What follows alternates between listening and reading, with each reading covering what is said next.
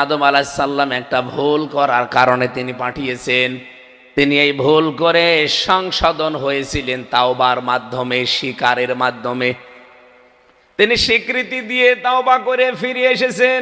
আল্লাহ তার ভুলকে মাফ করে দিয়েছে। কথা বলে না কেন? তার যে ভুলের স্বীকৃতি দোয়া তিনি পড়েছিলেন আল্লাহর শেখানো, রব্বানা যালামনা আনফুসানা ওয়া ইল্লাম তাগফির লানা ওয়া তারহামনা লানাকুনান্না মিনাল খাসিরিন। এই আয়াতের প্রেক্ষাপট আমি পড়েছি শানে নজুল। কিয়ামত পর্যন্ত এই পৃথিবীতে আল্লাহর বান্দারা, আদমের সন্তানেরা যদি এই দোয়া মন থেকে পড়ে আল্লাহর কাছে ফিরে আসতে চায়, আল্লাহ পাক আদম নবীকে যেমন মাফ করে দিয়েছে তাদেরকেও মাফ করে দেবে। এই জন্য অপরাধ করলেও আপনি ফিরে আসেন। আর শয়তানও অপরাধ করেছিল একটা, আদম আলাইহিস সালাম ভুল করেছিলেন একটা, আর শয়তান অপরাধ করেছিল একটা। ও ভুল করে নাই, ও জেনে শুনে এই অপরাধটা করেছে। সেটা সেজদা ওরে দিতে বলেছিল কিন্তু দেয়নি। ও অহংকার করেছিল, আবা ওয়াস্তাকবারা ওয়া কানা মিনাল কাফিরিন। ও অস্বীকার করেছে এবং অহংকার করেছে, ও কাফের হয়ে গেছে। এরপরেও যদিও ফিরে আসার জন্য বলতো, আল্লাহ আমার ভুল হয়ে গেছে, আপনি আমারেও মাফ করে দেন, আল্লাহ ওকেও মাফ করে দিত। কিন্তু ও তো স্বীকারও করে নাই, আর্গুমেন্ট পেশ করেছে আল্লাহর কাছে। রব্বুল আলামিন ওকে তিনটা জিনিস থেকে বঞ্চিত করে দিয়েছে। কিয়ামত পর্যন্ত আমার আল্লাহ শয়তানকে এই তিনটা জিনিস কোনোদিন দেয়নি, আর দেবেও না। এক নম্বরে শয়তান কোনোদিন মাপ পাবে না। এদিকে তাকান, শয়তান কোনোদিন মাপ পাবে না। দুই নম্বরে শয়তান কোনোদিন জান্নাত যাবে না। আপনি বলেন তো, শয়তান যে মাপ পায় না, জান্নাতে যাবে না, কোন কারণে? না না, দুইটা জিনিস এখানে আমরা অলরেডি বলেছি, আপনি টের পাননি। এটা আপনি পাবেন কোন জায়গায়? এটা সূরা আরাফের ভেতরে আছে। আল্লাহ পাক বলেন, ক্বালা মা মানাআকা আল্লা তাসজুদা ইয আমারতুকা ক্বালা আনা খায়রুম মিন খালাকতানি মিন নারি ওয়া খালাকতাহু মিন তিন। ওরে যখন বললাম সেজদা দিলে না কেন, আমার বিধানটা মানলে না, ও তখন আর্গুমেন্ট পেশ করে বলেছে, আমারে বানিয়েছেন আপনি আগুন দিয়ে, আর এটা বানিয়েছেন মাটি দিয়ে। আমার ভেতরে পাওয়ার আছে, ক্ষমতা আছে, আর ওর ভেতরে কিছু নেই, ও তো পড়ে আছে। হযরত আদম আলাইহিস সালাম কি ছিলেন? পড়েছিলেন। বলেন বলেন, আরো জোরে বলেন। 120 হাত লম্বা, 36 হাত মোটা, পড়ে আছে। আল্লাহ পাক সেজদা দেওয়ার জন্য তাকে আদেশ দিয়েছিল, ফাসাজাদু নাকুল ফাসাম্মা কুলনা লিল মালাইকাতি ইসজুদু লিআদম। আর আমার আদমের জন্য একটা সেজদা দাও। ফেরেশতাদেরকে বলার পরে একটা ফেরেশতাও বাকি ছিল না। শয়তান যেহেতু ফেরেশতাদের উস্তাদ ছিল, লিডার ছিল, ও শুধু দেয়নি। ফাসাজাদু ইল্লা ইবলিস, সবাই সেজদা দিয়েছে। এজন্য আল্লাহ ফাসাজাদু এক আলিফ টান দিয়ে নিলে প্রাণ দিয়েছেন। ফাসাজাদু সবাই দিয়েছে সেজদা, ইল্লা ইবলিস, ইবলিস বাদ দিয়ে, লাম ইয়াকুম মিনাস সাজিদিন, সে আল্লাহর এই বিধান সেজদা দেয়নি। রব্বুল আলামিন বলে আর্গুমেন্ট পেশ করেছে, ওকে আমি আল্লাহ 3টা ধমক দিয়েছিলাম ওই দিন। আজও যদি পৃথিবীতে আল্লাহর কোনো বিধান শোনার পরে, জানার পরে কেউ আর্গুমেন্ট পেশ করে, সামনে কোনো কিছু নিয়ে আসতে চায়, আল্লাহ তাকেও এই ধমকের ভেতরে রেখেছেন। ক্বালা ফাহাবিত মিনহা, এখান থেকে নেমে যা, দূর হয়ে যা আমার সামনে থেকে। ফামা ইয়াকুনু লাকাং তাতাকাব্বারা ফিহা, আমার এখানে কোনো অহংকার আমি সহ্য করি না, কারণ অহংকার করা আল্লাহর চাদর। ইজার। কোনো মানুষ যদি অহংকার করে সে যেন আল্লাহর পায়জামা বা আল্লাহর চাদর ধরে টানাটানি করে। কোনো মানুষ যদি আল্লাহর চাদর ধরে আল্লাহর ইজার ধরে টান দেয়, আল্লাহ পাক তাকে অপমান করে। এতদিন যারা করেছে আল্লাহ অপমান করেছে না করেনি? আপনি তাকান এই ফ্যাসিস্টদের দিকে, এখনো অনেকে অহংকার করছে। এমন আছাড় দেবে আল্লাহ, বাপ বলার সময় পাবেন না। আংতাতা কাব্বারা, প্রথম নাম্বারের শিক্ষা এটা যে অহংকারকারীকে আল্লাহ ভালোবাসেন না, সহ্য করেন না। ফাখরুজ, আল্লাহ বলেন বের হয়ে যায় এখান থেকে। ইন্নাকা মিনাস সাগিরিন, আজকে থেকে তুই দুর্বল, তোকে আমি একেবারে হীনমন্য করে দিলাম। এই পৃথিবীতে তিনটা কাজ এই দিন শয়তান আল্লাহর কাছে চেয়ে নিয়েছে। ক্বালা আনজিরনি ইলা ইয়াউমি ইউবাসুন, তোমার যে 950 বছর আমি ইবাদত করলাম, কিছুই পাবো না ইবাদতের বিনিময়ে। আল্লাহ বলেন কি বলবি বল, আমি আজকে তোরে দিয়ে দেব। ও বলেছিল আমি হায়াত চাই, বাঁচতে চাই। কতদিন? কিয়ামত পর্যন্ত। দিয়ে দিলাম, যা। শয়তান বাঁচবে কতদিন? কিয়ামত পর্যন্ত। ওর হায়াত আল্লাহ বাড়িয়ে দিয়েছে। এখান থেকে একটা শিক্ষা পেয়েছি আমি। আপনি পেয়েছেন কি বলেন তো? আপনার যে মাথা এরম দোলাইলেন, বলেন।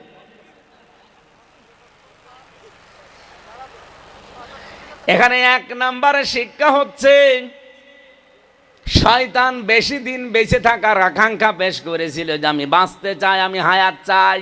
কিয়ামত পর্যন্ত শয়তান মার্কা মানুষ যারা আসবে তারাও দেখবেন বেশি দিন বেঁচে থাকবে।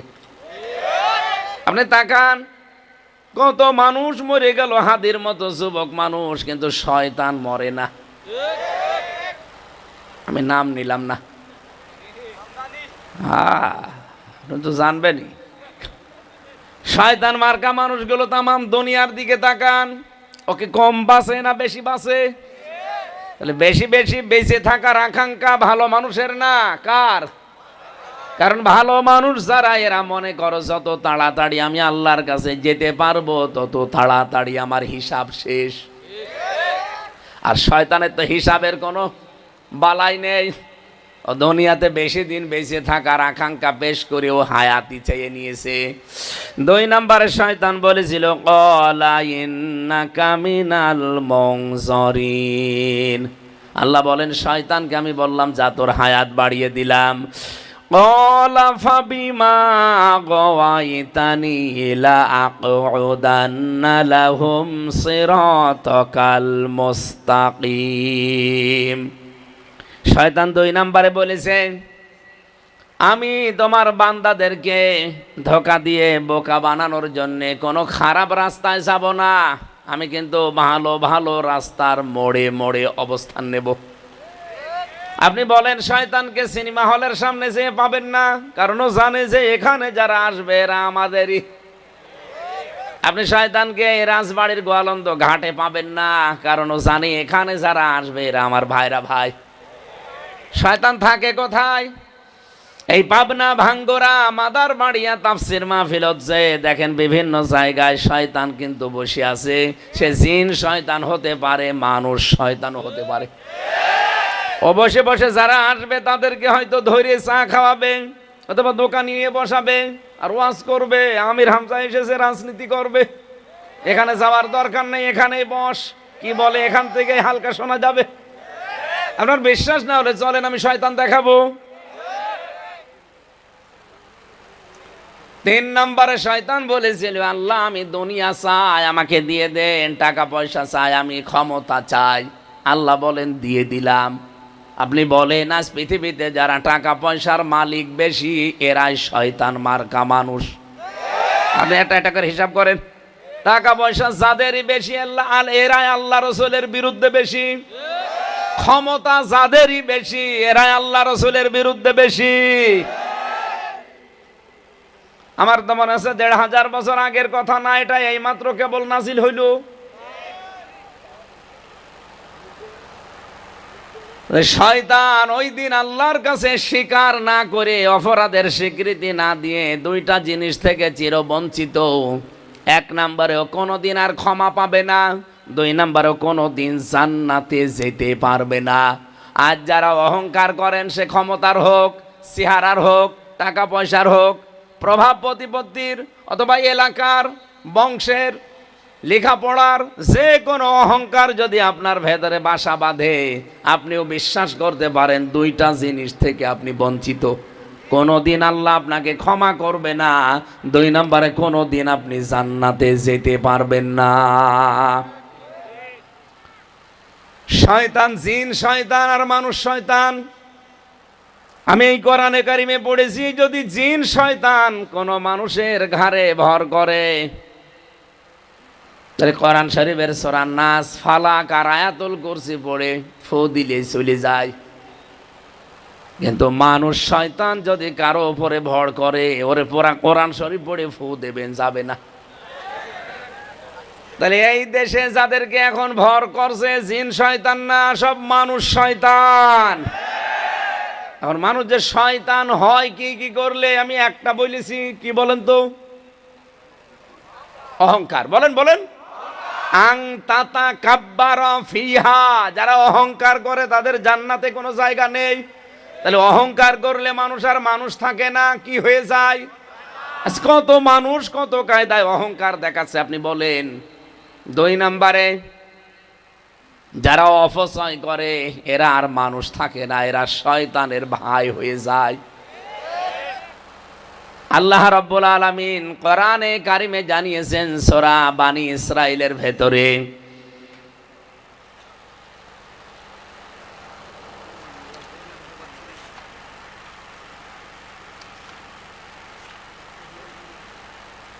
ইন্নাল মুবাযযিরিনা কানু ইখওয়ানাশ শায়াতিন ওয়া কানাশ শাইতানু লিরাব্বিহি কাফুরা। রব্বুল আলামিন বলেন, অবশ্যই যারা অপচয় করে পৃথিবীর যে কোনো বিষয়, যারা অপচয় করে, এরা আর মানুষ না, এরা শয়তানের ভাই। এরা কি? বলেন বলেন। অনেক মানুষ তার বুদ্ধি অপচয় করে, অনেক মানুষ তার এই শরীরকে অপচয় করে। আমি নিচে নামলাম না, বহু মানুষ তার শরীরের অপচয় করে শরীরকে ধ্বংসের দিকে নিয়ে যায়। না এই এলাকায় সব নেই? কি আছে আপনি আন্দাজে কি বলেন? ঠিক আছে, বলা লাগবে না। যারা শরীরের অপচয় করছে না, শয়তানের ধোঁকায় পড়ে, আপনি কিন্তু আর মানুষ নেই, আপনি অলরেডি শয়তান হয়ে গেছেন। এই যেটা মনে হয় করে, চিল্লাচ্ছে খুব বেশি, ওইটা না? অপচয় করা যাবে না, সে শরীরের হোক, সম্পদের হোক, ক্ষমতার হোক। যারা অপচয় করছেন, আপনি কিন্তু আর মানুষ নেই, আপনি অলরেডি শয়তান হয়ে গেছেন। বলেন নাউজুবিল্লাহ। ও পাবনাবাসী, এই যে তিন প্রকার শ্রোতার যে বর্ণনা বলছিলাম, এখানে আমার মনে হয় কাফের নেই, কারণ বাধা দেওয়া মানুষ এলাকায় নেই। দুই নাম্বারে মুনাফিক দু একটা থাকতে পারে, ওই যে চলে যাচ্ছে। তিন নাম্বারে আমরা যারা আছি, আমরা মুমিন। আমরা কি? আল্লাহর দৃষ্টিতে মুমিন হতে হলে কি কি কায়দা আল্লাহ বললেন দেখলেন? আপনার ভেতরে কি এই তিনটা জিনিস এখন আছে? আল্লাহর নাম শুনলে আপনার অন্তরে কে কাঁপ ধরবে। কোরআনের আয়াত শুনলে আপনার ঈমান যা আছে আল্লাহ আস্তে আস্তে বাড়িয়ে দেবে। আর ঈমান আস্তে আস্তে বাড়ে কোন পদ্ধতিতে? পশম খাড়া হয়ে যাবে, এখানে কাঁপ ধরবে। তিন নম্বরে একটা অজানা সুখ শান্তি আপনি অনুভব করবেন। তিন নাম্বার, এই শ্রোতা বাড়ি যাওয়ার আগে সিদ্ধান্ত নিয়ে বাড়ি যাবে যে আল্লাহ ছাড়া কাউকে আমি মানি না, ভরসা করি না।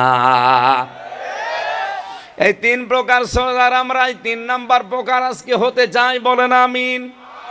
নবীজি বলেন, এই কোরআন যখন আল্লাহ একটা জিনদের নাখলা নামক একটা ময়দানে একটা জিনদের দলকে পাঠিয়ে দিয়েছিলেন কোরআনে কারিম শোনার জন্যে।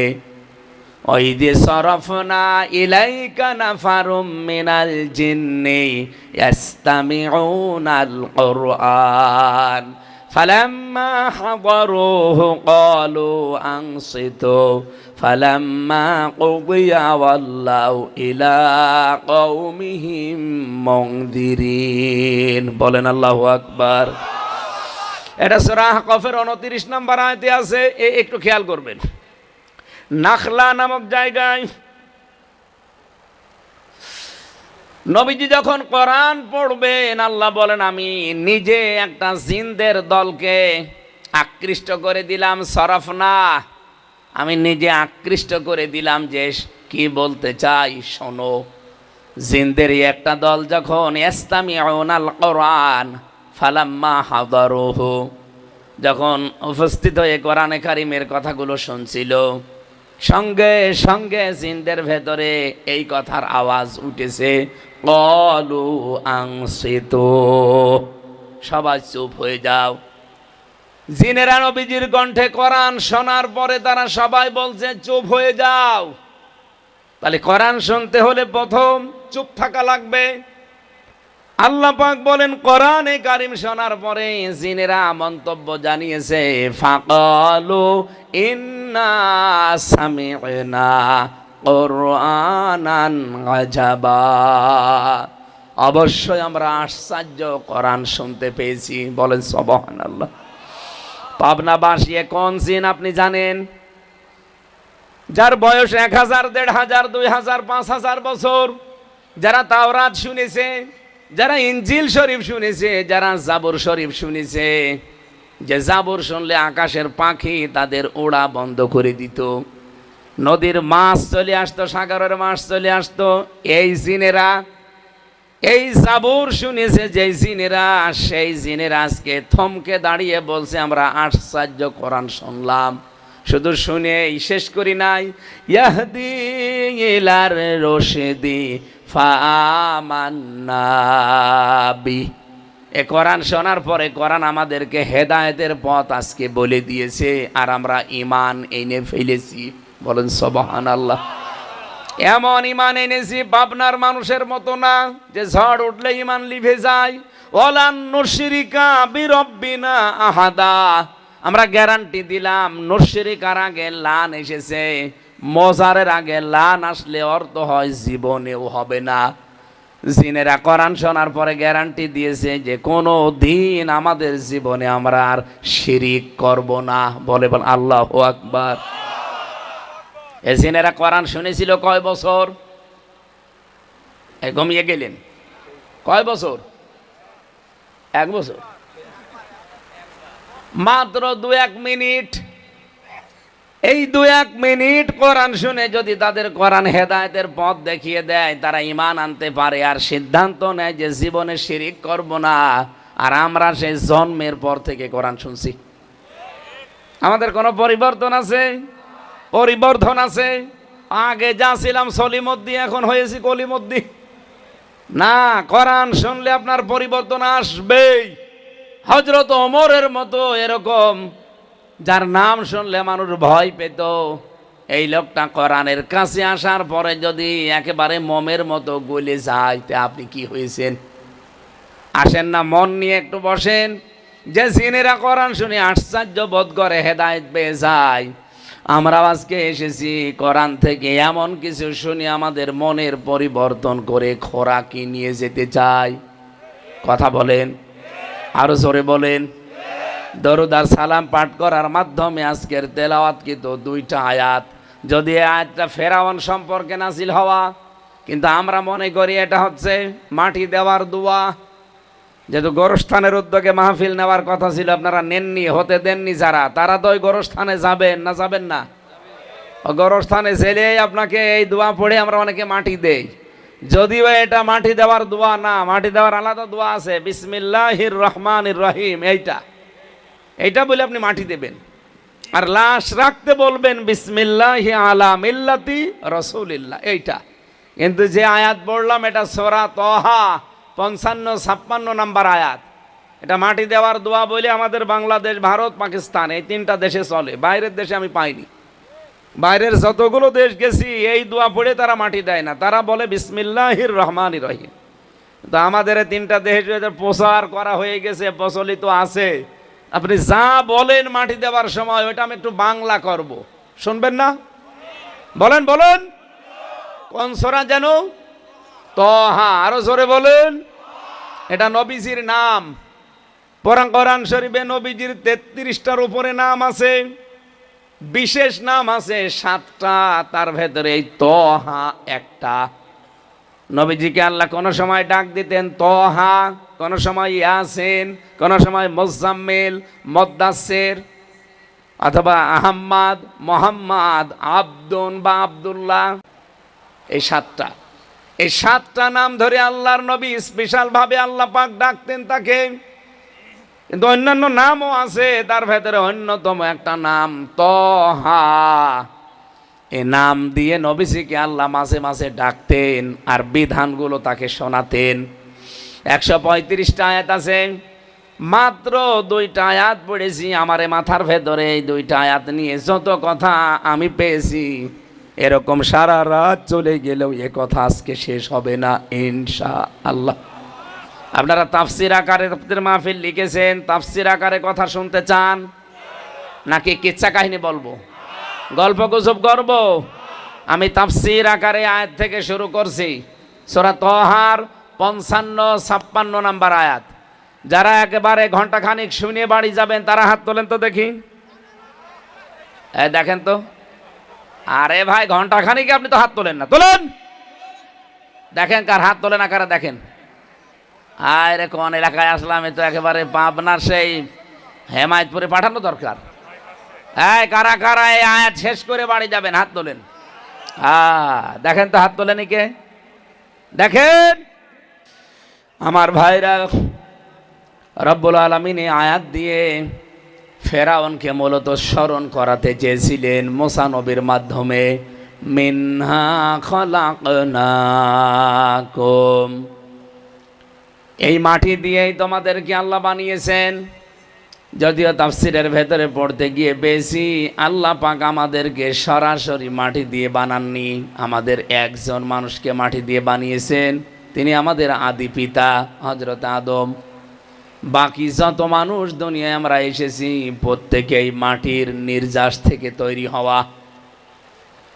মাটি থেকে যে খাবারগুলো উৎপন্ন হয়, এই খাবারগুলো আপনার আমার বাবা, এটা খাবারের পরে রক্ত, চর্বি, বীর্য এগুলো তৈরি হয়। এগুলো মায়ের রেহেমের ভেতরে আল্লাহ পাক পাঠিয়ে দেন। রব্বুল আলামিন বলেন, ফালিয়ানজুরিল ইনসানু মিম্মা খুলিকা মিন মাইন দাফিক ইয়াখরুজু মিন বাইনিস সুলবি ওয়াত তারাইব। মানুষ কি পৃথিবীতে একটু নজর করে না, খেয়াল করে না, একটু চিন্তা ভাবনা করে না?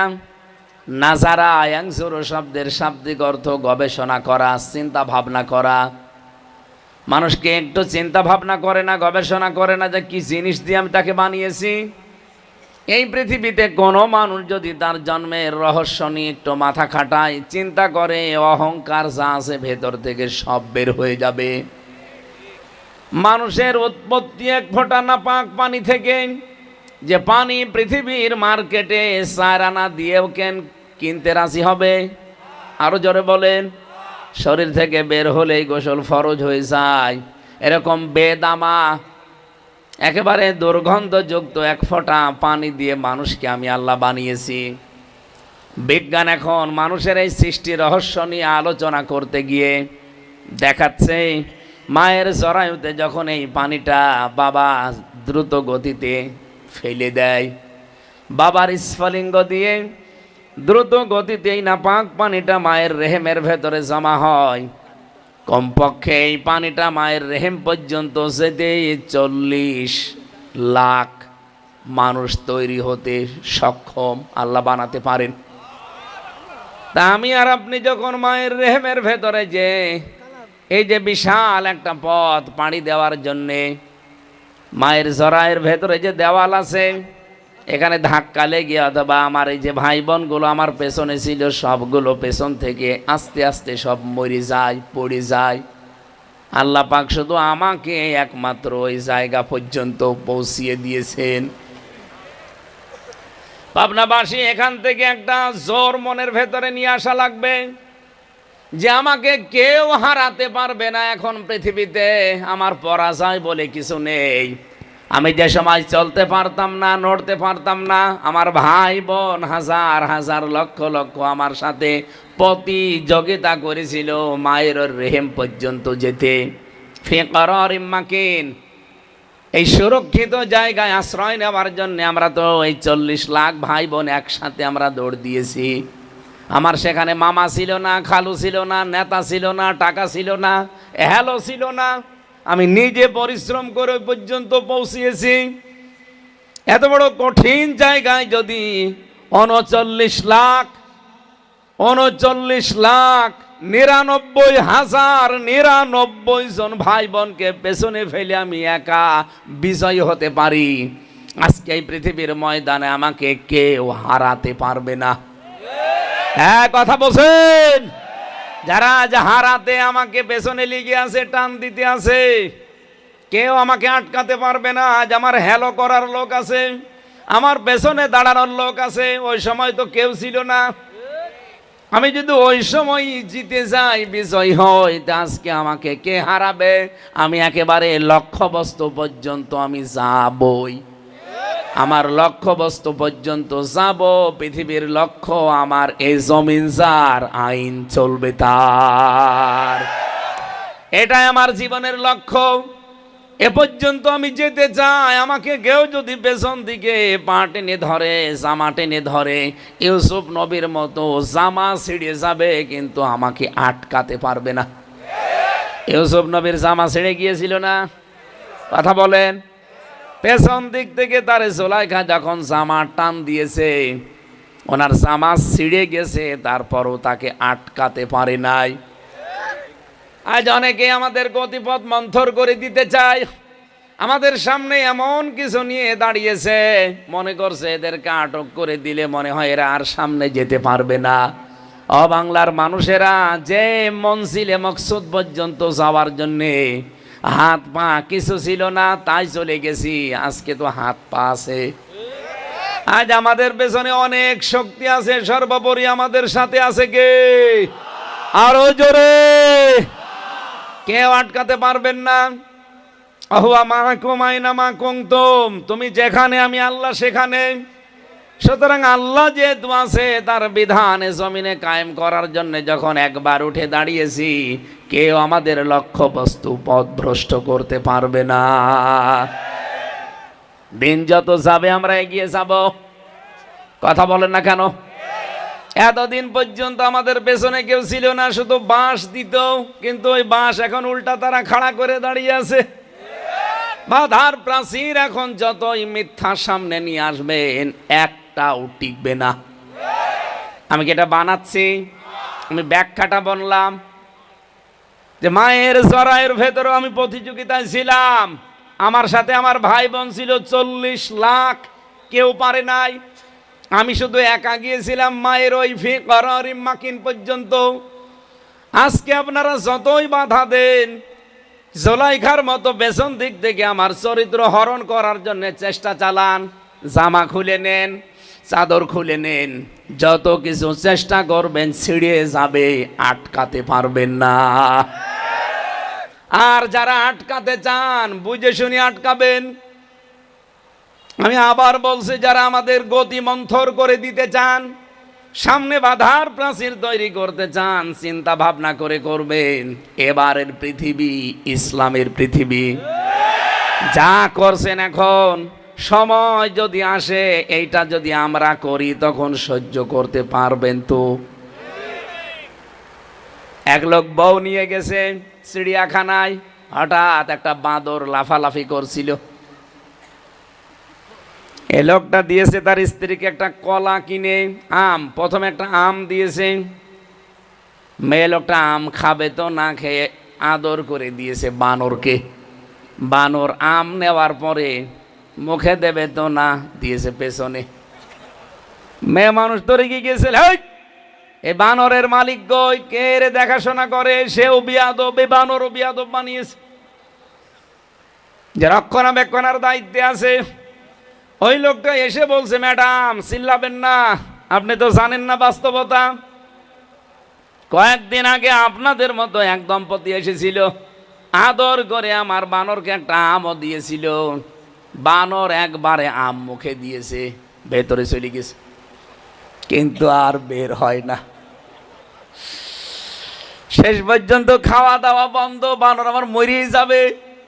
হাসপাতালে নিয়ে বানরের পেছনে চিরে তারপরে আম বের করা হয়। এখনো পর্যন্ত শিলায় শুকিয়ে যায়নি, ওইভাবে আছে। ওর পর থেকে বানরকে কেউ কিছু দিলে মুখে দেয় না, আগে পেছনে দিয়ে দেখে যে বের হবে কিনা। যা করছেন আজ ইসলামের সাথে, ইসলামপন্থী মানুষদের সাথে কারণে অকারণে পায়ে পাড়া দিয়ে ঝগড়া তৈরি করে এই বাংলাদেশকে অশান্ত করার জন্য যা করছেন, সময় আসলে এই আঁটি বের হবে কিনা চিন্তা ভাবনা করেন। এই কথা বলছেন, কারা বলছেন হাত তোলেন তো দেখি। এই তো আলহামদুলিল্লাহ, সব বুঝে ফেলেছেন।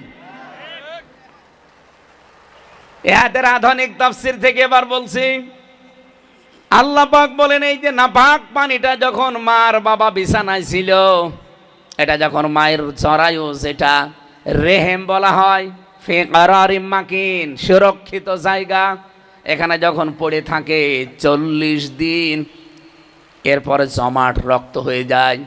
এই বীর্যটা 40 দিনে যে জমাট রক্ত বানিয়েছে, এটা কি কোনো ডাক্তারে? কে? আল্লাহ বলেন আমি নিজে বানিয়েছি। সুম্মা খলাকনান নুতফাতা আলাকাতান ফাখলাকনাল আলাকাতা মুদগাতান ফাখলাকনাল মুদগাতা ইযামা ফাকাসাউনাল ইযামা লাহমা। এই 40 দিন পরে আমি আল্লাহ ওই নাপাক পানিটাকে জমাট রক্ত, এরপরে জমাট রক্তকে আমি আল্লাহ ওইটা জোকের মতো বানাই। এটা আলাক শব্দের শাব্দিক অর্থ যোগ, ঝুলন্ত। এই ঝুলন্ত অবস্থায় 40 দিন থাকে। এরপরে এটাকে আমি আল্লাহ গোশত দেই, চর্বি দেই, চামড়া দিয়ে একটা ছাউনি দেই, কিন্তু আকারটা এখনো তৈরি হয়নি। 6 মাস একাধারে এগুলো তৈরি করতে থাকে ফেরেশতারা। 40 দিন 40 দিন 40 দিন এভাবেই কাটতে থাকে একাধারে। 6 মাস পর মানুষের ভেতরে ক্ষুধার উদ্রেক দেখা দেয়। এই 6 মাসের ভেতরে আমি আল্লাহ ওই নাপাক পানিটা নিয়ে যে 40 দিন 40 দিনে পাল্টাতে থাকি।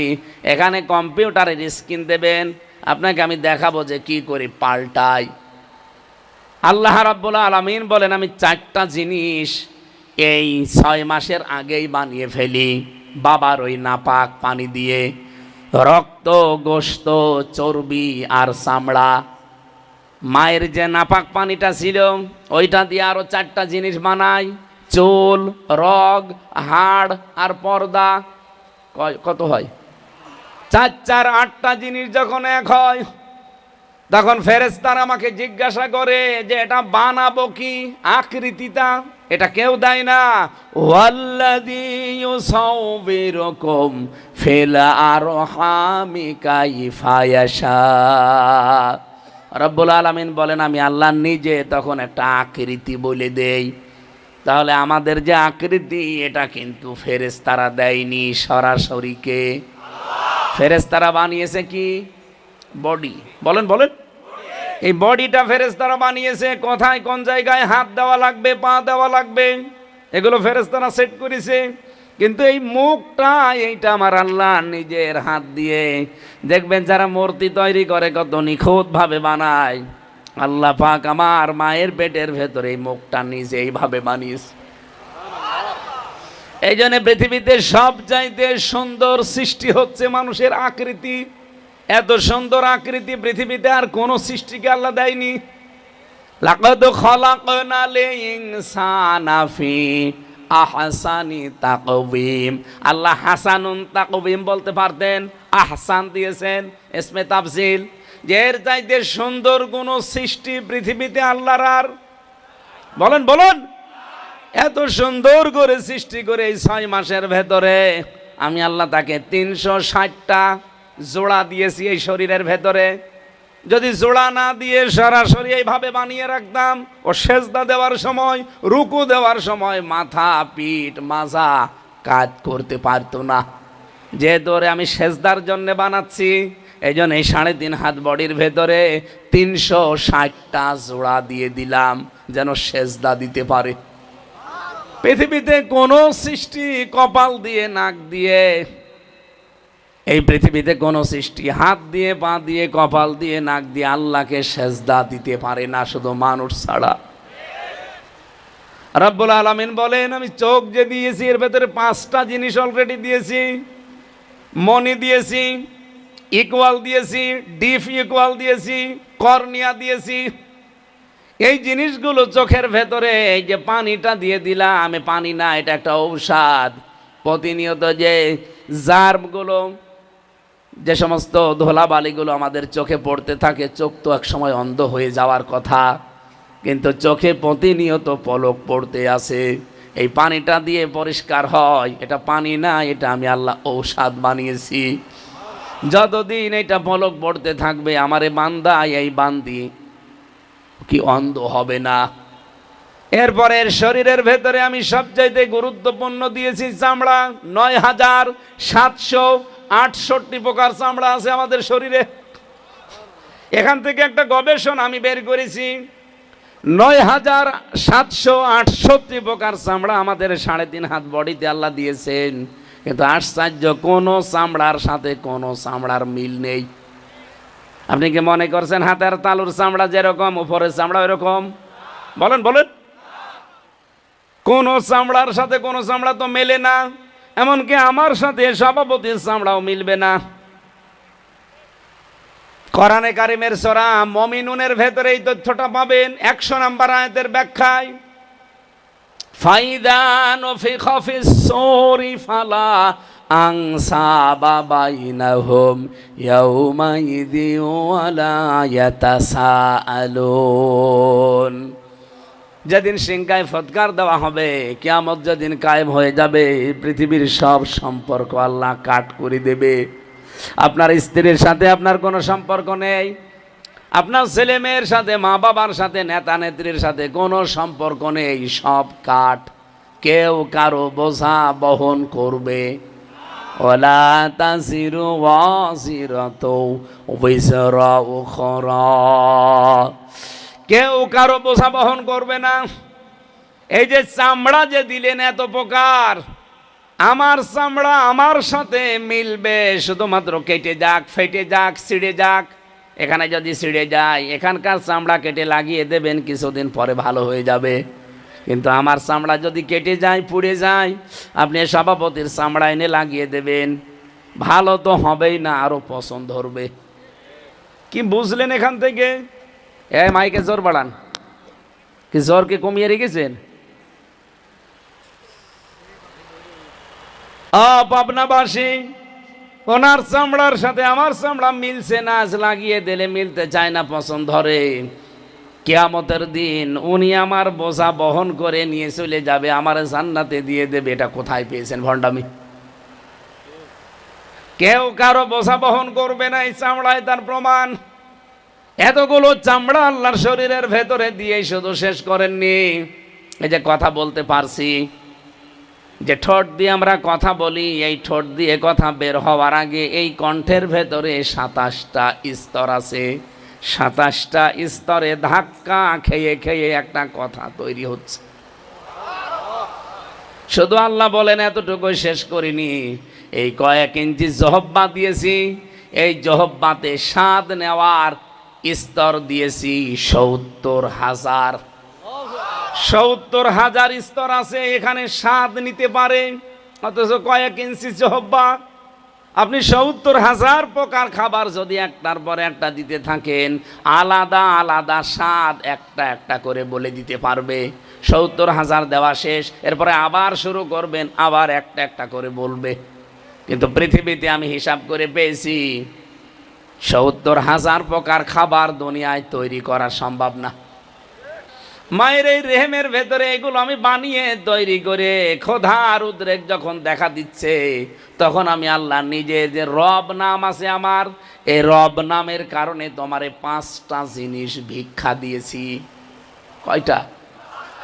এই তথ্যটা পাবেন সূরা নাহালের ভেতরে আছে, 14 নম্বর পারা, 14 নম্বর পৃষ্ঠার 13 নম্বর লাইনের 78 নম্বর আয়াতের শেষের দিকে আছে, ওয়াজআলা লাকুমুস সামআ ওয়াল আবসারা ওয়াল আর আকেল শক্তি, ঘ্রাণ শক্তি, এই 5টা জিনিস আমি আল্লাহ আমার রব নামের কারণে হামজা তোরে ভিক্ষা দিয়েছি।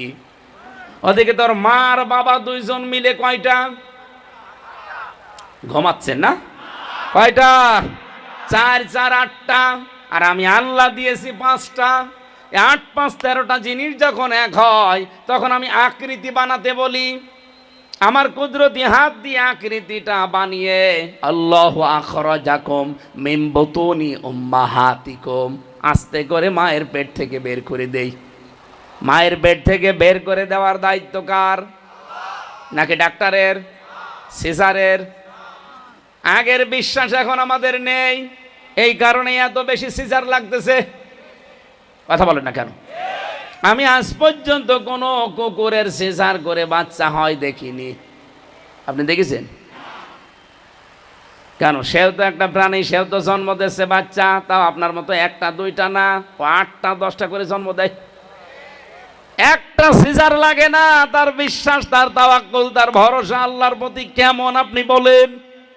অথচ আপনার একটা সন্তান জন্ম দিতে সিজার ছাড়া হয় না, কারণ আল্লাহর প্রতি ভরসা বাদ দিয়ে এখন ভরসা হয়েছে ডাক্তার। আল্লাহ বলছেন আমি বের করি মায়ের পেট থেকে, তোর আমার ওপর ভরসা নেই। পেটের সন্তান আসলে খালি স্বামীকে বলে চলো কোথায়? ভাঙ্গুরা, সিরাজগঞ্জে, উল্লাপাড়ায়। কি পেটা যেটা ওটা দেখা লাগবে, ওটা নড়াচড়া করছে ওটা দেখা লাগবে, ওটা কি জন্ডিস না লেডিস? আমার মনে হয় সন্তান দুনিয়ায় আসার আগেই 4-5 বার করে আল্ট্রাসাউন্ড করে। এরকম মহিলা নেই? আল্লাহর ওপরে ভরসা যার যত বেশি হবে, আমার আল্লাহ তার দায়িত্ব তত বেশি নেবে। আমি আমার এই ছোট মেয়েটাকে মাঝে মাঝে এভাবে উপরের দিকে তুলি, ওর বয়স 1 বছর 2 মাস, যত উপরে তুলি তত হাসে। ওর উপরে আর একটা আছে 7 বছর বয়স, ওরে যদি এমনি তুলতে কষ্ট হয়, যদি একটু উপরে তুলি কান্দে। কারণ এই ছোটটার ভরসা আমার প্রতি যেমন আছে, এই বড়টার ভরসা আমার প্রতি নেই। ছোটটার ভরসা আছে যে আমার বাবা উপরে ফেলে দিয়েছে, নিচে হাত ধরে আছে। কথা বলছে না কেন? আমি যত উপরে উঠি আমারে মাটিতে পড়তে দেবে না, নিচে হাত পেতে আছে, আমার ধরে ফেলবে। আর ওই বড়টা ও জানে যে আমি যে ভারী, আমার যে ওজন, আমার বাবা আটকাতে পারবে না, পড়ে গেলে আমার খবর আছে। ও মা বোনেরা যারা এসেছেন, এই সিস্টেম বাদ দেওয়া লাগবে। সিজার করলে একটা মানুষের যে কি ক্ষতি হয়, যারা সিজার করে তাদের জিজ্ঞাসা করে দেখেন, ভারী কোনো কাজ ওই জীবনে আর করতে পারবে না। এমনকি সিজার করা মহিলারা সংসার করারও সামনে আস্তে আস্তে অযোগ্য হয়ে পড়ে। আমি ভেতরে নামলাম না। আল্লাহ যদি বলেন যে আমি বের করে আনি, আল্লাহু আখরাজাকুম মিন বুতুনি উম্মাহাতিকুম, আমি বের করি মায়ের পেট থেকে, তা আপনার এত চিন্তা করার দরকার কি? আর অনেক পরিবারে আছে স্বামী না চাইলে ওই বোর মা বলে আমার জাদু মরে যাবে, মরে গেলে অসুবিধা কি, আমি আরেকটা বিয়ে করব। কথা বলছে না কেন? কিন্তু না, ও জাদুর নাকি কষ্ট হবে, মরে যাবে। এদিকে যে জাদুর জীবন নষ্ট হয়ে যাচ্ছে ও টের পাচ্ছে। জানি অনেক মেয়েরা, মেয়ের মারা বসে আছে, ওরা রাগ করলেও করতে পারে, আমি যেটা সঠিক এবং বিজ্ঞানসম্মত সেটা বলছি। আপনাকে যদি নরমালে বাচ্চা হওয়াতে হয়, কিছুদিন পরে আপনি স্বাভাবিক হয়ে যাবেন, আল্লাহর সিস্টেম। কিন্তু এই যে একটা মানুষকে এতখানি চিরে ক্ষুতো করে দিলেন, ও মরণের আগ পর্যন্ত এইটা নিয়ে ও আর ভালো হবে না। আমি জানি ডাক্তাররা কালকে শুনলে বলবে হুজুর মরুক, আমাদের ব্যবসা বন্ধ করে দিল। সিজার কখন করা লাগে আমি সিস্টেম জানি, কারণ আমি তো ডাক্তারদের সাথে অধিকাংশ সময় কাটিয়েছি। নিয়ম হচ্ছে কোনো মেয়েকে নিয়ে যাবেন, যদি সর্বোচ্চ পর্যায়ে চলে যায় নর্মাল ডেলিভারি চেষ্টা করবে, হচ্ছে না, সর্বশেষ ডাক্তারদের যে বোর্ড আছে বোর্ড বসবে সিদ্ধান্তে, 8-10 জন 15-20 জন বোর্ড বসে সিদ্ধান্ত দেবে যে না আর উপায় নেই, এবার করো। তখন অথচ অ্যাম্বুলেন্সের ডাক শুনলে ডাক্তাররা গপে তেল দিচ্ছে যে কাজ হচ্ছে, আসুক, ভালো বউ নিয়ে যাবেন, খুঁতো করে দেবে। কথা বলছে না কেন? আল্লাহ পাক বলেন আস্তে করে যখন বের করে তোকে মায়ের পেট থেকে নিয়ে আসি, তোর কান্না ছাড়া কোনো ভাষা ছিল না। পেটের ভেতরে খাবারের ব্যবস্থা আমি করে দিয়েছিলাম, মায়ের ওই নাপাক রক্তটা বন্ধ করে দিয়ে নাভির ভেতর দিয়ে পাস করে এরপরে তোকে বাঁচিয়ে রেখেছি, মুখ দিয়ে দেইনি, নাভি দিয়ে দিয়েছি। ও বান্দা, এটা আমি মুখ দিয়ে দিতে পারতাম, কেন দিলাম না জানিস? কারণ আমি জানি দুনিয়ায় যে তুই আমি আল্লাহর পবিত্র নাম উচ্চারণ করবি, আমি আল্লাহর পবিত্র কালাম তুই পড়বি, এই জন্য আমি তোর মুখটা নাপাক করি নাই। দুনিয়াতে মুখটা আমি নাপাক না করে অবস্থায় নিয়ে আসলাম, অথচ দুনিয়ায় এসে এই মুখ দিয়ে বিড়ি খাই, গাঁজা খাই, এগুলো তো সব নাপাক। নাপাক এ নাপাক জিনিস শুধু এতটুকুই না, মানুষের জিনিস আত্মসাৎ করে খাওয়া আর শূকরের গোশত খাওয়া সমান। এই কথা বলেন না কেন? বিশ্বনবী জানিয়েছেন, আবি যার রাদিয়াল্লাহু তাআলা আনহু قال قال النبي সাল্লাল্লাহু আলাইহি ওয়াসাল্লাম, হযরত আবু যর থেকে বর্ণিত, নবীজি বলেন, যেই জিনিস তোমার না ওইটা যদি জোর করে জবরদস্তি করে দখল করে নিজের আয়ত্তে নিয়ে নাও, ফালিয়াতাবাওয়া মাকআদাহু মিনান নার, 1 নম্বরে তোমার শাস্তি, তুমি আমার উম্মত থেকে বের হয়ে গেলে, 2 নম্বরে তোমার স্থান হয়ে গেল জাহান্নাম। এই হাদিসটা আজ বাংলাদেশে মিলান তো, যারা সাদাবাজি করে খান, অন্যের জমি দখল করে নেন, মানুষকে ফাঁকি দিয়ে উপায় করেন, মিথ্যা মামলা দিয়ে, মিথ্যা সাক্ষী দিয়ে, কেস দিয়ে টাকা উপায় করেন, এরকম মানুষ দেশে নেই? এগুলো যারা অন্যের সম্পদ নিজের দখলে নিয়ে খাচ্ছেন, মনে করছেন আমিও তো উপায় করে, আমিও তো উপায় করে খাচ্ছি। কি করে? চাঁদাবাজি করে। এখন তো দেশে একটা প্রফেশন হয়ে দাঁড়িয়েছে যে ছেলে কি করে, উকিল সাহেব বলছে ছেলে চাঁদাবাজি করে। এটাও নাকি একটা পেশা, এটাই 15.5 মাসের পেশা। এই 15.5 মাস এইটা অনেকেই পেশা বানিয়ে নিয়েছে, আগে যারা নিয়েছিল তারা তো পালিয়েছে, নতুন করে অনেকেই পেশা এখন যুক্ত হয়েছে। আপনি অন্যের জিনিস নিজের দখলে চাঁদাবাজি করে, দখল করে, মিথ্যা মামলা দিয়ে, মিথ্যা সাক্ষী দিয়ে অন্যায়ভাবে যে নিজের দখলে নিয়ে নিলেন, নবীজির হাদিসের অংশ আপনি আর নবীর উম্মত নেই। আপনার নামের আগে মোহাম্মদ থাকতে পারে কিন্তু নবীর উম্মত না। কথা বলেন না কেন? আর মরে গেলে আপনার জায়গা আপনি নিজে তৈরি করে নিলেন জাহান্নাম। এই হাদিস পড়ার পরে, শোনার পরে যাদের রাগ হচ্ছে, বলেন তো এ রাগ কি হামজার পর না রসুলের ওপর? আর রসুলের ওপর রাগ হলে আপনার ঈমান আছে? আরো জোরে বলেন। আমার ওপরও রাগ করলে ঈমান থাকবে না, কারণ আমি তো অ্যাডভাইজার, আমি তো অ্যাডভার্টাইজ করছি। আমি হাদিস পড়েছিলাম, এর জন্য অ্যাডভার্টাইজ করলাম আপনাকে বাঁচাতে। এখন যারা এই তালে আছে, এই কাছে পড়ে আছে, যারা সব কিছু দখল করার ধান্দায় আছে, এই মানুষের মন আমি জীবনে পাবো? এরা আমার জন্য দোয়া করবে? এরা তখন আমার পেছনে লাগবে যে দেখি কোন জায়গায় কোন ভুল বের করা যায়। এই জন্যে সারা দেশে এখন অনেকেই লেগেছে। আপনি দেখেন সারা দেশে এখন অনেকে এই কায়দায় লেগেছে। ওই সেই 19 সালের 23 সালের কাটিং ভিডিও সামনে নিয়ে এসে বলছে উনি এই দোষ করেছিল, এই করেছিল। কেন এই 7 বছর আগে বললেন না? 3 বছর আগে বললেন না? হঠাৎ করে এখন 5 দিন পরে নির্বাচন, এটা সামনে নিয়ে এসেছেন, তার মানে আপনার আসল জায়গায় হাত পড়েছে। আপনি যে 2 নাম্বারই করে খান, এটা মানুষ জেনে ফেলেছে। এই কথা বলছেন না কেন? নাকি আমার বাবার কথা বলেছি আমি? ফালিয়াতাবাওয়া মাকআদাহু মিনান নার, আপনি নিজে জাহান্নামে স্থান তৈরি করে রেখে দিলেন। এই হাদিস পড়ার পরে, ব্যাখ্যা পড়ার পরে আমার মনে হয় বাংলাদেশে বহু মানুষ এই হাদিসের কারণে ধরা খাবে। এই এলাকায় কারা ধরা খাবেন হাত তোলেন তো? একজনও নেই। মাল তো সব ভালো মাল, আলহামদুলিল্লাহ। কোন হারাম জিনিস, নাপাক জিনিস, অবৈধ জিনিস এই মুখ দিয়ে দেওয়া যাবে না, দরকার না খেয়ে থাকবেন। সুদের টাকা পাক না নাপাক? বলেন বলেন। এলাকায় কত মানুষ আছে, এখানেও বসে আছে, বলছে ওয়াজ শুনতে এসেছি, ওয়াজ শুনেছে, দরকার হয় আবার খাবো। টাকা ছেড়ে রেখেছে, 1000 টাকা ছেড়ে দিলে মাসে মাসে নাকি 100 টাকা বেশি দেয়, তাহলে 1100 টাকা পাবে। এটা তো পুরাটা হালাল। বলেন বলেন।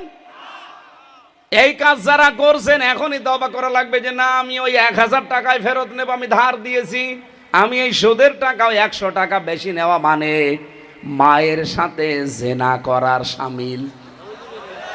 যারা এই কাজ আর করবেন না, ছেড়ে দেবেন, হাত তোলেন তো। কয় টাকা ছেড়ে রেখেছেন? এদিকে আসেন, আসেন। কয় টাকা ছাড়া আছে আপনার? আপনার তো হাত তোলার দরকার ছিল না। যার ছাড়া আছে তারে বলেছি। যারা নাকি এই এলাকায় যে নিয়ম নেই, এটা গ্রাম অঞ্চল তো এই জন্য নাও থাকতে পারে, আছে এলাকায় আছে। যদি এলাকায় এই সিস্টেম থেকে থাকে বাদ দেওয়া লাগবে ভাই। আপনি মায়ের সাথে জেনা করে নামাজ পড়ছেন, আপনার নামাজ নেওয়ার জন্য আল্লাহ বসে আছে। বলেন, এটা কি পাগলেও মানবে যে মায়ের সাথে একজন জেনা করে এসে আল্লাহুম্মা আমিন বলছে? ওর হাতের ওপরে বাড়ি দেওয়ার দরকার না? আর কত নিকৃষ্ট কথা এ কথা বলা যায়। একজন মানুষ যত খারাপ হোক, ও মায়ের সাথে জীবনে জেনা করবে? অথচ এই হাদিসকে আমি বানালাম। যারা সুদের 4 আনা খায় ও মায়ের সাথে 33 বার জেনা করে, বলেন নাউজুবিল্লাহ। অথচ এটা বাংলাদেশে এখন আছে না নেই? এই সিস্টেম থাকাকালীন নামাজ পড়ে কি করবেন আর জুব্বা গায়ে দিয়ে সুফি হয়ে কি করবেন? আমরা চাই এই সিস্টেম বাংলাদেশ থেকে তুলে দিতে। আর এটা তুলে দেওয়ার জন্য ওয়াজ করলে হবে, নসিহতে হবে, এটার জন্য আইন পাশ করা লাগবে। আর যেখানে আইন পাশ করা লাগে আবার ইসলামকে আমরা সেখানে নিয়ে যেতে চাই। এটা যদি কারো কাছে রাজনীতি মনে হয়, হ্যাঁ এইটা আমি ওপেন বলছি, এইটা আমার রাজনীতি। আর এইটা যারা জিয়ে রাখতে চান, ওইটা আপনার রাজনীতি না, ওইটা আপনার দুর্নীতি। আপনি এখন বলেন, আপনি কি রাজনীতি করছেন না দুর্নীতি করছেন? এই আপনি রাজনীতি করছেন মানে? আমি বলি যে হ্যাঁ আমি রাজনীতি করি কোরআন দিয়ে, আমারটা ঠিক আছে, কারণ আমি সুদ রাখতে চাই না, ঘুষ রাখতে চাই না। ঘুষ আছে না এদেশে? আদালতে যাবেন, কোর্টের বারান্দার ইট আছে, ইটও টাকা চাবে, টাকা দিয়ে যান। কোন জায়গা আছে আপনি দেখান যেখানে ঘুষ চলছে না? প্রত্যেক জায়গায় নাম পাল্টিয়ে নিয়েছে, বলো হুজুর আমি ঘুষ নেই না, হাদিয়া। কথা বলেন না কেন? অথবা কাজের বিনিময় আমারে দেন। কেন কাজের বিনিময় সরকার আপনাকে দিচ্ছে না?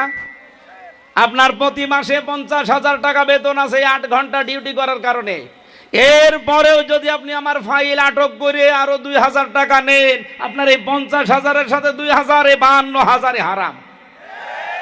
এক গ্লাস দুধের ভেতরে যদি 1 ফোঁটা সোনা পড়ে, পুরা দুধ খাওয়া যায়? আরো জোরে বলেন। যাদের এই 52,000 বেতনের ভেতরে আরো 2,000 যুক্ত হবে অবৈধ, পুরা 54,000 টাকায় হারাম, খেতে পারবেন না। ওইটা দিয়ে যদি রক্ত গোশত চর্বি চামড়া তৈরি হয়, ওইটা জাহান্নামে না দিয়ে আল্লাহ জান্নাতে দেবে না। আল্লাহ রাব্বুল আলামিন বলেন, মুখটা পাক করে রেখেছিলাম, এটা পাক রাখার চেষ্টা করো দুনিয়ায়। আমরা যদি মাটি দেওয়ার দোয়া থেকে এই শিক্ষাটা নিতে পারতাম যে না পাক এই মুখ আমি আর করব না, বাংলাদেশে অবৈধ কাজ সব বন্ধ হয়ে যাওয়ার কথা। ঘুষ চলতো না, সুদ চলতো না, এমনকি আমার মনে হয় এই দেশে যারা অবৈধ কালো টাকার ছড়াছড়ি করছে এইটাও বন্ধ হয়ে যেত। এই একটা শব্দ আমাদের হেদায়েত পাওয়ার জন্য যথেষ্ট। সেদিন এক মসজিদে নামাজ পড়ছিলাম, ইমাম সাহেব দেখি উনি হাদিস বলছে, 8টা-10টা হাদিস বলল যে হালাল রুজি উপার্জন না করে আপনার ইবাদত কিন্তু কবুল হবে না। কিন্তু হালাল রুজি উপার্জন করার কি কি মাধ্যম আছে, কি কি করা লাগবে, ওই কর্মসূচিগুলো উনি আর বলে না। আরে ভাই, হালাল রুজি উপার্জন না করলে ইবাদত কবুল হবে না, এ ছাতা পাগলও জানে। কিন্তু এই পদ্ধতি তো অ্যাপ্লাই করা লাগবে। কি কি করলে হালাল রুজি উপায় করা যায়, ওই পদ্ধতিগুলো সামনে নিয়ে আসেন। সুদ ভিত্তিক অর্থনীতি বাদ দিয়ে জাকাত ভিত্তিক অর্থনীতি কায়েম করার জন্য আপনার কি উদ্যোগ আছে? আপনি কয়টা ব্যাংক বানিয়েছেন, কয়টা বীমা বানিয়েছেন? ব্যবসায়িক ক্ষেত্রে আপনি হালাল পণ্য উপার্জন করার জন্য কি কি আরম্ভ করেছেন বলেন দেখি। আপনি খাদ্য উৎপাদনে কি কি পদক্ষেপ নিয়েছেন? শুধু ইমামতি করে বসে থাকলে আপনার হবে? বাস্তবে তো আপনার কাজে লাগানো লাগবে। আমি নিজেও বাঁচতে চাই, আমার জাতিকে বাঁচাতে চাই। কথা বলেন না কেন? খালি হাদিস বলে আমি শেষ করে দিলাম। বাস্তবে যদি এই পদক্ষেপগুলো সাথে নিতে পারি, এই সমাজ হবে সোনাই সোহাগা। আরো জোরে বলেন ঠিক কিনা? আগামীর বাংলাদেশ আমরা এইভাবে গড়তে চাই। মুখটা যেহেতু আল্লাহ পবিত্র রেখে দিয়েছিলেন মায়ের পেটে, আগামী সবার মুখ আমরা আগামীতে পবিত্র রাখবো। আর রাখতে হলে জাকাত ভিত্তিক অর্থনীতি কায়েম করা লাগবে।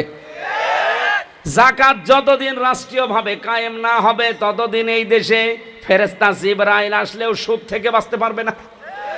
কি কথা বলছেন না? আমার এই যে টুপিটা সুন্দর না? এ কয়েকজন বলল সুন্দর কিনা? এর ভেতরে সুদ আছে। এই যে চাদরটা, এর ভেতরে সুদ আছে। দেখতে তো ভালোই মনে আছে, আল্লাহর নাম লেখা। প্রশ্ন আসতে পারে, এই আল্লাহর নাম লেখা, আয়াত লেখা, এর ওপরও সুদ? হ্যাঁ আছে। কারণ এইটা যে ফ্যাক্টরিতে তৈরি হয়েছে, ওই ফ্যাক্টরির মালিক লোন নিয়েছে ব্যাংক থেকে, আর ব্যাংক তো এমনি এমনি লোন দিয়ে দেয়। এই টুপিটা যেই ফ্যাক্টরিতে তৈরি হয়েছে, ওই ফ্যাক্টরির মালিক লোন নিয়েছে। এখন এটা বাঁচাতে হবে, এই রুমালটা বাঁচাতে হবে, টুপিটা শুধু ওয়াশ করে দিলেই বেঁচে যাবে? বলেন বলেন, কি করা লাগবে? জাকাত ভিত্তিক অর্থনীতি এই দেশে রাষ্ট্রীয়ভাবে কায়েম করা লাগবে। তাহলে ব্যাংকে সুদ থাকবে না, জাকাতের অর্থ পড়ে থাকবে, ওখান থেকে সরকার কালেকশন করবে। যারা উদ্যোক্তা হতে চায় তাদেরকে সাহায্য করবে এই দেশের সরকার। কেউ বেকার থাকবে না। কোটি কোটি টাকা জাকাত উত্তোলন হবে, ওখান থেকে কোটি কোটি যুবকের কর্মসংস্থান তৈরি হবে। তখন ব্যাংক থেকে আপনাকে ঋণ দেবে, কিন্তু সুদ মুক্ত। আজও সম্ভব, কিন্তু ব্যাংকের টাকা যেগুলো পড়ে আছে, খালি সরকার ইসলামী হোক, 100 টাকার 2.5 টাকা কেটে নেবে। আপনি দিতে যাবেন, আপনার বাপ দেবে। জাকাত না দিলে জরিমানা করা হবে, বাধ্য হয়ে আপনি দিতে রাজি হবেন। এখন যেমন ট্যাক্স দিতে রাজি হন, ওই সময় দেবেন। আমি একটা জরিপ পেয়েছিলাম, বাংলাদেশের একটা থানার জরিপ, এটা সাতক্ষীরার কলারোয়া। ওই ব্যাংকে যা টাকা পড়ে আছে, ওখান থেকে যদি শুধু জাকাত উত্তোলন করা হয়, ওই এলাকায় আর গরিব থাকার সম্ভব নেই। সাতক্ষীরা খুব ধনী জেলা না, একটা গরিব জেলা। আর কলারোয়া খুব উন্নত না। এর যাতে বড় বড় উন্নত জেলা আছে, সিলেট, চট্টগ্রাম, ঢাকা, আমাদের কুষ্টিয়াও তার চাইতে অনেক উন্নত। তাহলে এই সমস্ত উন্নত জেলাতে কত টাকা শুধু পড়ে ছাতা নষ্ট হয়ে যাচ্ছে বলেন? 99.5 বিলিয়ন মার্কিন ডলার আমরা ঋণী হয়ে আছি এখন। এই যেমন হয় খুব বেশি 10 দিন আগের জরিপ। আর এই দেশ থেকে 15.5 বছরে শুধু এই ফ্যাসিস্টরা পাচার করেছে, এই দেশ থেকে পাঠিয়ে দিয়েছে অন্য দেশে 94.4 বিলিয়ন মার্কিন ডলার। এই টাকাগুলো যদি পাচার না করে এই দেশেই বিভিন্ন প্রতিষ্ঠানে তারা কাজে লাগাতো, আর যদি সত্যি এদেশে জাকাত কায়েম হয়ে যেত সরকারিভাবে, আল্লাহর কসম দুনিয়ার মানুষের কাছে আজ আমাদের হাত পাতা লাগতো না। বিশ্বের উন্নত দেশগুলো আমাদের দেশে এসে ব্যবসা করত, বিশেষ করে চীন, তুরস্ক, আমেরিকা, রাশিয়া। এরা সেই দেশে লক্ষ লক্ষ কোটি কোটি মানুষের কর্মসংস্থান তৈরি করে দিত। তখন আমাদের দেশ থেকে 8 লাখ 10 লাখ খরচ করে মালয়েশিয়াতে যেয়ে, সিঙ্গাপুরে 17 লাখ 20 লাখ টাকা খরচ করে যায়, ইটালিতে 22 লাখ 25 লাখ টাকা খরচ করে যায়। যে উপায় করে কয় টাকা? আমি নিজে দেখেছি মালয়েশিয়াতে যে মাত্র 30-35 হাজার টাকা উপায় করছে। কি করেন ভাই? রাস্তা ঝাড়ু দেয়, দর্জির কাজ করে, অথবা হোটেলে থালা বাসন ধোয়। বেতন কত বাংলাদেশের টাকায়? 30,000, 35,000, 40,000 টাকা। খেয়ে দে খুব বেশি হলেও 12-13,000, 15,000 থাকে। খরচ হয়েছে কত আপনার আসতে? 8 লাখ, 8.5 লাখ, 10 লাখ। কেন এগুলো খরচ হচ্ছে? এত ঋণ তো হওয়ার কথা না। এই দেশের ময়দানে মা বাবার কাছে, স্ত্রী সন্তানের কাছে থেকে প্রতি মাসে আপনি 40, 50, 60,000 টাকা উপায় করতে পারবেন অনায়াসে। আজ অনেকে ইসলামকে চাচ্ছে না এদেশে, আমি জানি। কারণ যারা অবৈধ ইনকাম করে খায়, প্রশাসনে বহু মানুষ আছে বাম হাতের ইনকাম করে, ওদেরকে শয়তানরা বুঝিয়েছে যদি ইসলাম আসে তাহলে তোমার এই বাম হাতের ইনকাম কমে যাবে। এই জন্য ওরাও রাজি না, বলছে না বাবা শাহজালাল সব হালাল করে নেব। আমাদের এই মুখটা আমরা পবিত্র রাখতে সামনে যদি চাই, যাকাত ভিত্তিক অর্থনীতি দেশে মাস্ট বি কায়েম করা লাগবে। আর এটা কায়েম করে দেবে এবার ফেরেশতারা। কারা? এখানে যদি যুক্ত হতে না পারেন আপনার কপাল পোড়া, আপনি ব্যর্থ। আমি আমার নিজের নামের জন্য, আমার নিজের আখের গোছানোর জন্য এটা চাচ্ছি না। আমি চাই আমার মুখটা পবিত্র থাক। যেটা মায়ের পেটের ভেতরে আল্লাহ পবিত্র রেখেছিলেন, দুনিয়ার এই 60, 70, 80 বছরের জীবনে আমি নাপাক করে ফেলবো কোন কারণে? আমি ইচ্ছা করলেও পারছি না। কারণ এই যে টুপিটা তৈরি হয়েছে, কোথায় দেখতে পাচ্ছেন না? বলেন সম্ভব কেন? আপনি যান মালয়েশিয়া, যান আপনি সৌদি আরবে, ব্রুনাই, এই মুসলমান দেশগুলোতে, তারাও ব্যাংক চালায় কিন্তু সুদ নেই। আমাদের দেশেও সম্ভব হয়তো, কিন্তু আমরা এখনো পর্যন্ত ইসলামকে রাষ্ট্রীয় পর্যায়ে নিয়ে যেতে পারি নাই। ইসলাম শুধু আছে অনুরোধের জায়গায়, চলো ভাই চলে মধ্যে নামাজ পড়তে যায়। এবার ইসলামকে আদেশের জায়গায় নেওয়া লাগবে। প্রতিদিন আদেশ আসবে, মানুষ মানতে বাধ্য হবে। এই দেশের 18 কোটি মানুষ, কথা বলেন ঠিক কি? আমি এই উদাহরণটাই দিয়েছিলাম চুয়াডাঙ্গাতে, যে দেশে যদি একটা মানুষ কাউকে ভোট দেয় আর ও যদি এমপি নির্বাচিত হয়ে সংসদে নামাজের বিলের পক্ষে কথা বলে, ওর এই বিলের পক্ষে কথা বললে নামাজটা যদি কায়েম হয়, কারণ 151 জন হলেই কায়েম হয়ে যাবে, তখন ও 18 কোটি মানুষের ভোট দেওয়ার সওয়াব পাবে। কারণ ওরা একটা ভোটেই লোকটা এমপি হয়েছে, এমপি হয়ে সংসদে নামাজের পক্ষে কথা বলেছে। তো এটা তো আমি ব্যাখ্যায় বলেছি, এটা ভুল কোন জায়গায়? অথচ আমাদের বিরুদ্ধে যারা ওই যে অবৈধ ইনকাম করে খায় বাম হাতের, তারা বলছে হ্যাঁ উনি একটা ভোট দিলে 18 কোটি ভোটের সওয়াব পাওয়া যাবে। এ বানানো হাদিস, বানানো হাদিস। হাদিসকে তোমার কাছে শেখা লাগবে। যারা এই ফতোয়াবাজি করে তাদের পেটে বম মারার পরে যদি সূরা ইখলাস শুদ্ধ করে বলতে পারে, আমি ওর ছাত্র হব। নিয়ে আসেন তো ওই ফতোয়াবাজগুলো। ওই চাঁপাই নবাবগঞ্জে 2 জন ছিল, স্বামী আর স্ত্রী, খালি ফতোয়াবাজি করে। এখন পাবনা একটা হয়েছে, ওর পেটে বম মারলে যদি সূরা ফাতিহা শুদ্ধ করে আমার সামনে বলতে পারে, ওকে আমি মিষ্টি খাওয়াবো। নিয়ে আসেন। খালি ফতোয়াবাজি করে বসে বসে, ইসলামের বিরুদ্ধে ফতোয়া দেয়, আলেমদের বিরুদ্ধে। সরাসরি তো বলতে পারে না কোরআন মানি না। কোরআন আলা মানুষ কি করে বিপদে পড়ে সেই কাজ করে। আমরা ফতোয়া আন্দাজে দেই না, ব্যাখ্যাগুলো পড়ে শুনে বুঝে দেই। আমাদের মুখ আমরা আর সামনে নাপাক করে রাখতে চাই না, পাক এবং পবিত্র করে আল্লাহর কাছে যেতে চাই। অফিহা নুঈদুকুম, এই মাটির ভেতরেই তোমাকে আবার আল্লাহ রেখে যাবে। এখানে এমনি এমনি রেখে যাবে, রাখার পরে যে শুরু হবে ওটা যেন শুরু না হয়। এই জন্য দুনিয়ার এই ছোট্ট জীবনে নিজের জীবনকে সংশোধন করা লাগবে। আমিনহা নুখরিজুকুম তারাতান উখরা, আল্লাহ বলেন এখান থেকে আবার আমার কাছে জবাব দেওয়ার জন্য তোরে তুলব। এই কথাগুলো ফেরাউনকে মুসা নবী শুনিয়েছিল। ওয়ালাকাদ আরাইনাহু আয়াতিনা, আমার আয়াতগুলো, নিদর্শনগুলো তাকে আমি বিভিন্ন দেখিয়েছি। মুসা নবী, হযরতে মুসা, হারুন মিলে ফেরাউনকে নিদর্শন দেখিয়েছিল সর্বমোট 9টা। কয়টা? বড় বড় নিদর্শন দেখিয়েছে। কুল্লাহা ফাকাদ্দাবা ওয়া আবা, আল্লাহ বলেন প্রত্যেকটা অস্বীকার করেছে আর মিথ্যা মনে করেছে। এই জন্য ফেরাউনের কপালে হেদায়েত ছিল না। আজ যারা আল্লাহর কোরআনের কথা শোনার পরে মিথ্যা মনে করেন, অহংকার করেন, মুখ ফিরিয়ে চলে যান, কয়দিন যাবে না, আর শরীরের শক্তি শেষ হয়ে যাক, শেষে বলবেন হুজুর কলেমা পড়িয়ে দেন। কলেমা না, তখন আপনাকে রাম রাম পড়াবো।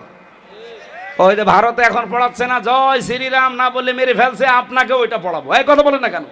আপনি যেমন কুকুর তেমন মুগুর দেওয়া লাগবে আপনাকে। আল্লাহ আমাদের হেদায়েত দান করেন, বলেন আমিন।